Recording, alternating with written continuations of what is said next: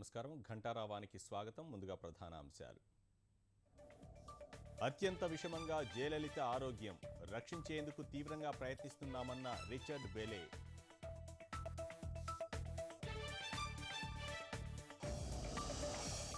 ఆసుపత్రికి పెద్ద సంఖ్యలో తరలివస్తున్న అభిమానులు, చెన్నై అపోలో పరిసరాల్లో భారీగా బందోబస్తు.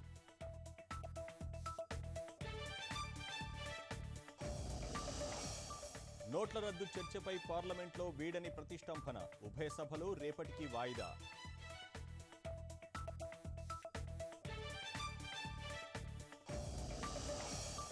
పోలవరం ప్రాజెక్టు ప్రగతిలో మరో ముందడుగు, కాంక్రీట్ పనులకు ఈ నెల 19న శంకుస్థాపన.